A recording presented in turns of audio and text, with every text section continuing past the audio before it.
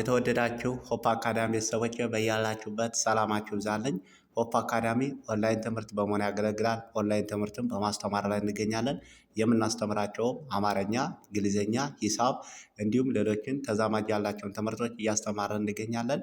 መማር ለምትፈልጉ በተለያየ ሶሻል ሚዲያ አማራጮች በመጠቀም በኢሞ፣ በቴሌግራም፣ በዋትሳፕ እንዲሁም እናንተ በምትጠቀሙበት ሶሻል ሚዲያ አማራጮች በመጠቀም መማር ለምትፈልጉ ቪዲዮ ላይ በምናስቀምጥላችሁ ስልክ ቁጥር ይደውሉ፣ ይማሩ። የምናስተምረውም ከሰኞ እስከ ዓርብ የፈለጉትን ትምህርት በፈለጉበት ሰዓት እያስተማረን እንገኛለን።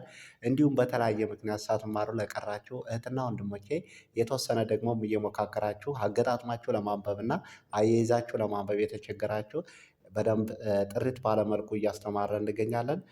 እንግዲህ በዛሬው ትምህርታችን ወይም በዛሬው ቪዲዮአችን ህይወታችንን የሚቀይሩልን ትምህርቶች ነው። ዛሬ ህይወታችንን እንዴት ባለ መልኩ መቀየር እንችላለን የሚል ትምህርት ነው ዛሬ ይዤላችሁ የመጣሁት። ለዚህ ቪዲዮ አዲስ ስለሆናችሁ ላይክ፣ ሸር፣ ሰብስክራይብ፣ ኮሜንት እያደረጋችሁ ቪዲዮ እስከ መጨረሻ ድረስ አብራችሁ በመከታተል አብራችሁን ቆዩ።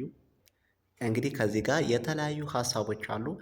ነገር ግን እንዴት ባለ መልኩ አስተማሪ የሆኑ ታሪኮችን ወይም ጥቅሶችን ህይወታችንን በቀላሉ መንገድ ከእነዚህ ትምህርቶች እንዴት ባለ መልኩ መቀየር እንችላለን በሚለው እነዚህን አንብበን በመረዳት እና አገጣጥመን በማንበብ መረዳት ህይወታችንን በቀላሉ መንገድ መቀየር እንችላለን ማለት ነው። እንግዲህ አሁን የመጀመሪያው ከዚህ ጋር ው ነ ቱ ን ተ ና ግ ረ ህ የ ም ታ ጣ ው ነ ገ ር ው ሸ ታ ም ሰ ወ ች ን ነ ው። አሁን እንግዲህ ጠቅለል አድርገን ስናነበው ምንድነው የሚለው? የመጀመሪያውን እውነቱን እውነቱን ነው የሚለው። እውነቱን ተናግረህ ተናግረህ የምታጣው የምታጣው ነገር ነገር ውሸታም ሰዎችን ነው። ጠቅለል ስናደርገው እውነቱን ተናግረህ የምታጣው ነገር ውሸታም ሰዎችን ነው ይለናል። እንግዲህ ምንድነው ሀሳቡ? ይህን ጠቅለል ስናደርገው ውሸታም ወይም ሰዎችን የምናጣው ምንድነው? እውነቱን ተናግረህ የምታጣው ነገር ውሸታም ሰዎችን ነው። ብዙን ጊዜ እውነተኛ ሰዎች እውነትን በመናገር የምናጣው ነገር ምንድነው? ብዙ ሰዎችን ውሸታም ሰዎችን ልናጣ እንችላለን። እውነቱን በመናገራችን ውሸታም ሰዎችን እናጣለን ማለት ነው። ይሄ አንዱ ምንድነው ህይወታችን የሚቀይርልን ምንድነው? እውነተኛ መሆን ነው። በዚህ ሰዓት በዚህ ስንኖር ሁሌም ቢሆን ለእውነት መኖር ለእውነት መጋፈጥ ይኖርብናል ማለት ነው። እውነቱን ተናግረህ የምታጨው ወይም የምታጣው ነገር ውሸታም ሰዎችን ነው። ሌላ ምንም የምናጣው ነገር የለም ማለት ነው። በአጭሩ እውነትን በመናገር የምናጣው ነገር ምንም ነገር የለም ማለት ነው። ቀጣይ ደግሞ ብቸኝነት የሚሰማህ ከሰው ስትርቅ ሳይሆን ከፈጣሪ ስትርቅ ነው። ጠቅለል ስናደርገው ብቸኝነት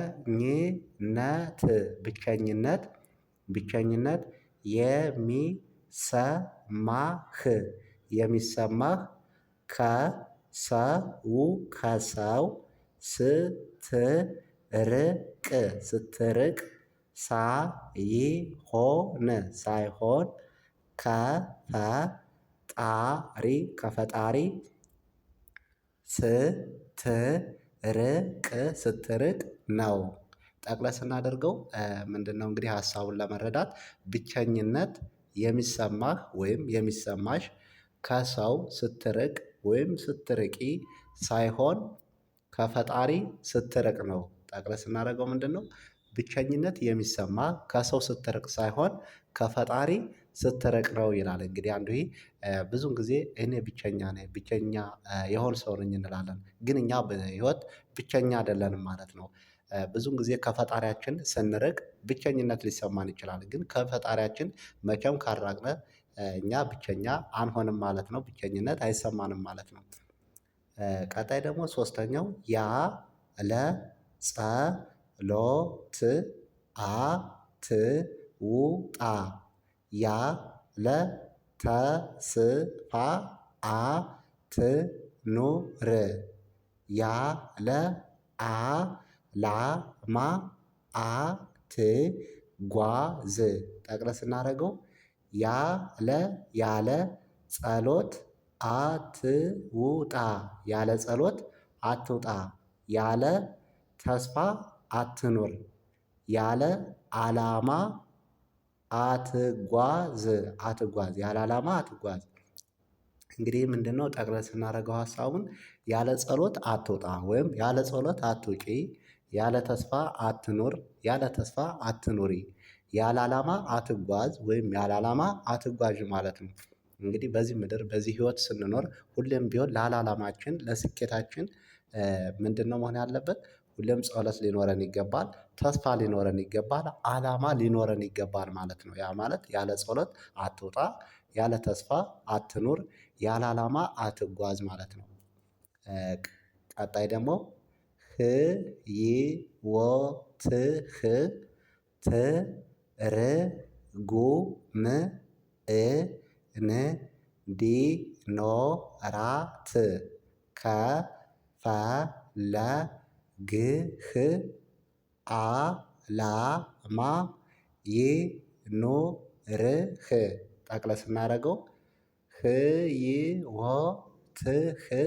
ህይወትህ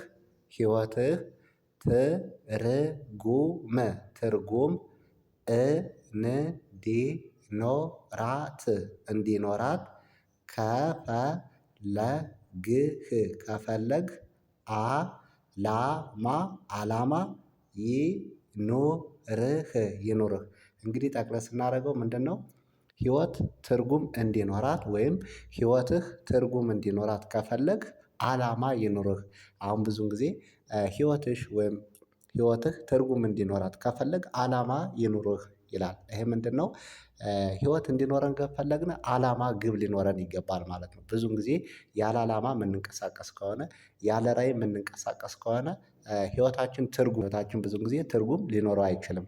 ያለ አላማ ያለ ራዕይ ያለ እቅድ የምንንቀሳቀስ ከሆነ ህይወትህ ትርጉም እንዲኖራት ከፈለግ አላማ ይኑርህ ወይም ከፈለግሽ አላማ ይኑርሽ ማለት ነው። ቀጣይ ደግሞ ይሉኝታን አትፍሪ ላንቺ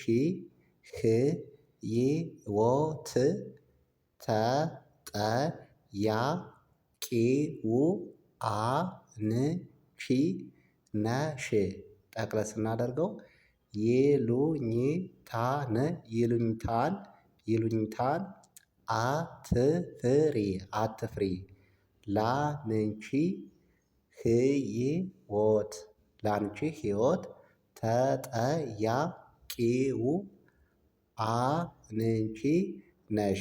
ጠቅለል ስናደርገው ምንድነው? ይሉኝታን አትፍሪ ላንቺ ህይወት ተጠያቂው አንቺ ነሽ ይላል። እንግዲህ ምንድነው? ጠቅለል ስናደርገው ብዙን ጊዜ በይሉኝታ እንጠቃለን ወይም በይሉኝታ ብዙን ጊዜ ተጠቂ እንሆናለን። ይሉኝታ እየያዘን ይሄን ነገር ማስቀረፍ አለብን ማለት ነው። ይሉኝታ መፍራት የለብንም ማለት ነው። ይሉኝታን አትፍሪ ላንቺ ህይወት ተጠያቂው አንቺ ነሽ። ብዙን ጊዜ አንቺ እየተጎዳሽ በይሉኝታ ወይም አንተ እየተጎዳህ በይሉኝታ የምታደርገው ነገር ከሆነ ለህይወታችን ምንድነው? ተጠያቂው ራሳችን ነን ማለት ነው። ቀጣይ ደግሞ ከፍላጎትሽ በላይ ለራስሽ ክብር ሊኖርሽ ይገባል። ጠቅለል ስናደርገው ከፍላጎትሽ በላይ ለራስሽ ክብር ሊኖርሽ ይገባል። ጠቅለል ስናደርገው እንግዲህ እንደ ሀሳብ ምንድነው? ከፍላጎትሽ በላይ ለራስሽ ክብር ሊኖርሽ ይገባል። ወይም ከፍላጎት በላይ ለራስህ ራስህ ክብር ሊኖርህ ይገባል ማለት ነው። ብዙን ጊዜ ለራሳችን ክብር ለራሳችን ሪስፔክት ካልሰጠን ወደኋላ ሊያስቀረን ስለሚችል ለራሳችን ምንድነው ክብር መስጠት ያስፈልጋል ማለት ነው። በመጀመሪያ ደረጃ ራሳችን ክብር ስንሰጥ ራሳችን ስናከብር ሌሎቹንም ክብር እንሰጣለን ማለት ነው። ያ ማለት ከፍላጎትሽ በላይ ራስሽ ክብር ሊኖርሽ ይገባል ወይም ከፍላጎትህ በላይ ራስህ ክብር ሊኖርህ ይገባል ማለት ነው። እንግዲህ ጠቅለል ስናደርገው እንግዲህ እንደዚህ አይነት ሀሳቦችን በቀላሉ ከእነዚህ ትምህርት በመውሰድ ህይወታችንን ራሳችንን መቀየር እንችላለን ማለት ነው። ቀለል ባለ መንገድ እንግዲህ በዛሬው ትምህርታችን ይሄን ይመስላል። በቀጣይ ቪዲዮአችን እስክንገናኝ መልካም ጊዜ